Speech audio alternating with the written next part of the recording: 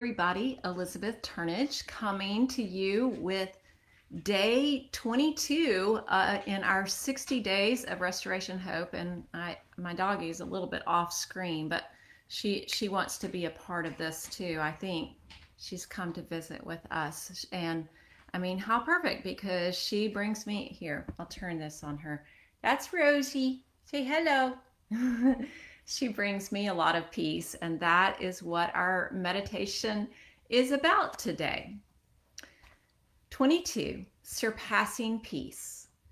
And the peace of God, which surpasses all understanding, will guard your hearts and your minds in Christ Jesus. Philippians 4:7. It seemed an improbable peace, a peculiar peace. It came over me like a protective cloak, easing my mind and my body.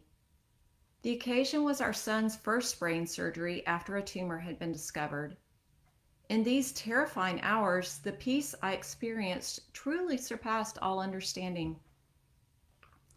As we combat the worry that crops up in crisis with the rejoicing, gentleness, prayer, and thanksgiving described in Philippians 4:4-7, we discover the peace of God.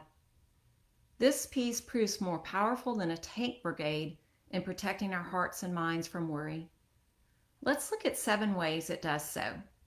First, it is the peace of God. The peace belongs to God, and it characterizes God.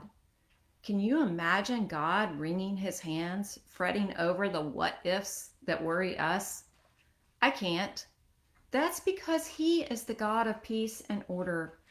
That's because he is the all-powerful and all-knowing ruler of the universe.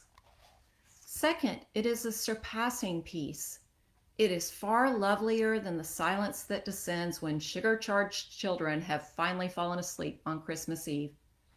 It is far more calming than the soothing scent of a lavender candle. And it is far more enduring than a 2-fingered peace sign flashed to a friend. Third, this peace surpasses all understanding. It blows our minds and stirs our hearts. It is a puzzling peace, a seemingly impossible peace given the situation. It is the kind of peace that makes people say, I can't explain how I felt so calm in the midst of that crisis. Fourth, it is a peace that guards our hearts and guards our minds.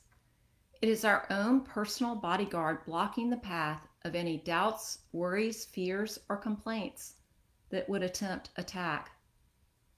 Fifth, it is a peace that comes from being in Christ Jesus. It is the stable peace of knowing our foundation is sure. It is the secure peace of knowing the perfecting love of our Heavenly Father. It is the saving peace of knowing nothing can destroy us. It is the peace of Christ. Sixth, it is a peace that focuses us on the God of peace. It is a peace that leads us to fix our minds on the true, the just, the lovely, all of the things of God that are worthy of praise. Philippians 4:8. With such thoughts filling our minds, peace abounds even more. Finally, and most importantly, it is a peace that reminds us that the God of peace is with us. Philippians 4:9. Not only has the God of peace come near in Christ, bringing us lasting peace, the God of peace remains in us through his Holy Spirit. Dear friends, whatever fears, doubts, or worries your current crisis presents, find your rest in the peace of God and the God of peace. He is with you. Prayer. God of peace, your surpassing peace calms our frantic thoughts, rests our worried souls. Thank you for protecting our hearts and minds with the supreme bodyguard, the powerful peace of Christ. In his strong name we pray. Amen. Further encouragement. Read Philippians 4:4-9. Listen to Find You Here by Ellie Holcomb. For reflection, what aspects of the peace of God have you known in this season? That's it for day 22 from Recovery to Restoration.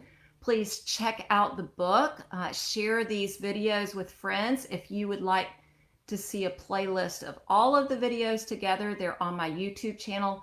I'll put a link to that YouTube channel there later, but if you want to look for it, it's I think if you search under Elizabeth Reynolds Turnage on YouTube, then you can find it, or under Living Story. One of those will get you there, but I will try to remember to put the link on there. So thanks for joining me, and I hope that you have a peaceful day.